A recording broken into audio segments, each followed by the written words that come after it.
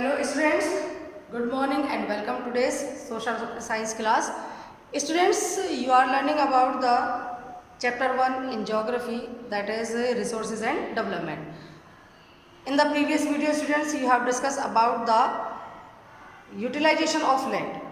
Land utilization के बारे में डिस्कस किया, such as each country use its total geographical area for different purposes.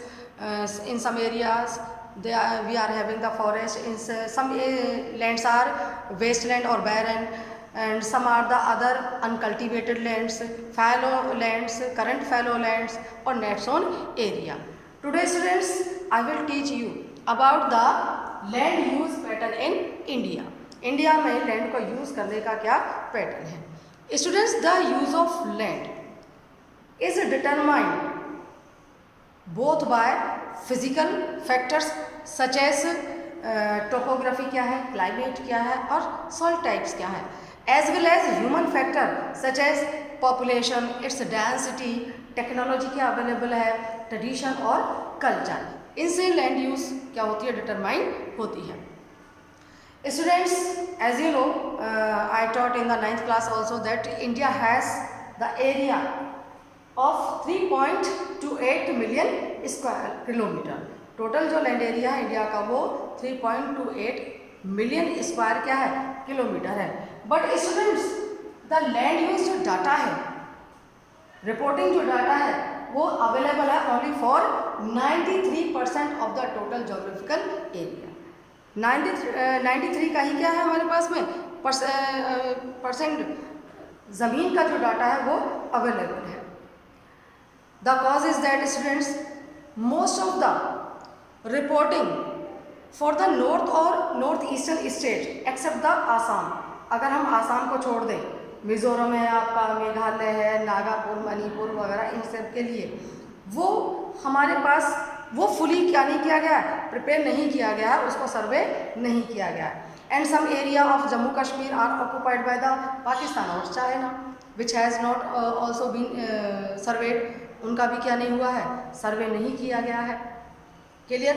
So that's why we having only the data available of the 93% of our total geographical land. Now students, the land which is available for our uses for different purposes.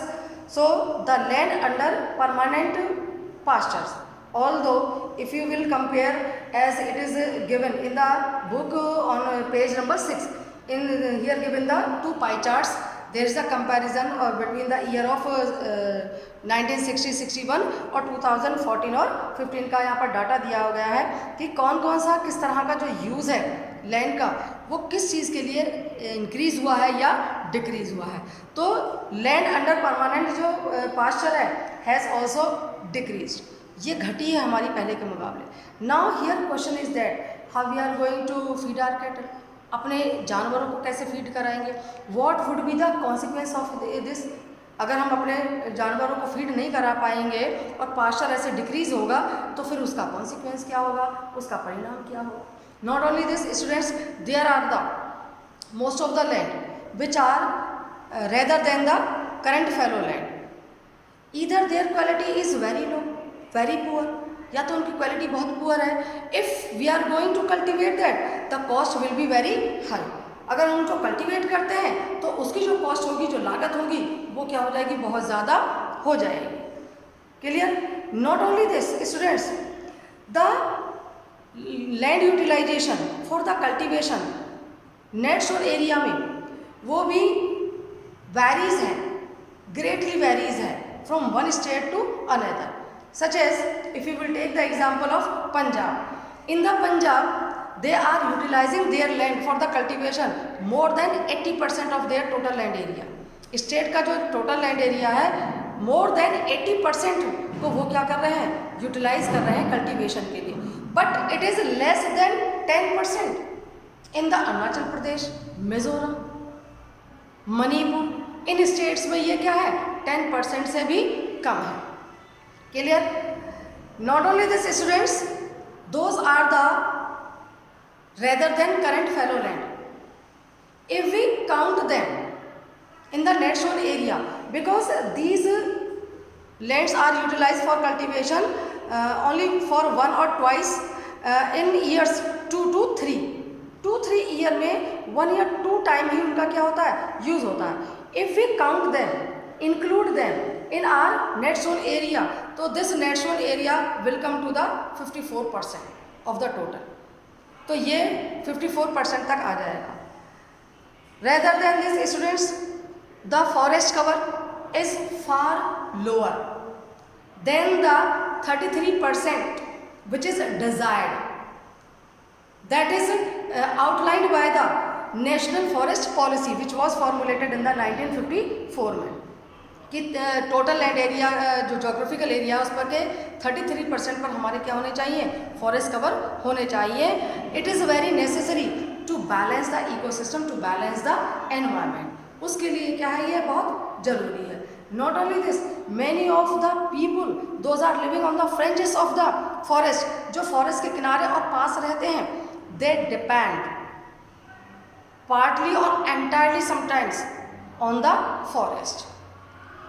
If this forest cover will be decreased, not only our environment will be degraded, their life also will be affected.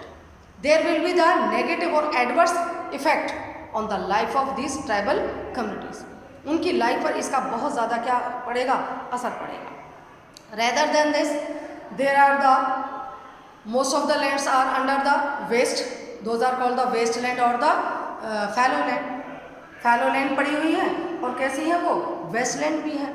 जैसे कि Westland में आपका hilly area terrain आ जाता है, hilly areas आ जाते हैं, आपके dry areas आ जाते हैं, डेजर्ट्स वगैरह आ जाते हैं, जहाँ कल्टीवेशन क्या नहीं है, पॉसिबल नहीं है. Clear? Not only this, from the years we are using this land without any appropriate और suitable measurement for its conservation. इसके संरक्षण के लिए बिना कोई उचित उपाय किए हुए लगातार हम इसका क्या करते जा रहे हैं, यूज़ करते जा रहे हैं. That's why day by day this land resource is degrading. हमारा जो लैंड रिसोर्स है वो क्या होता जा रहा है, डिग्रेड होता जा रहा है. Clear? So in the next video students we shall discuss about the what is the land resource, why it is so important for us, what is the significance of the land resource, and what measurement should be taken for its conservation, why it is necessary to conserve our land resources. Clear students? So for today class is over. Goodbye, have a nice day.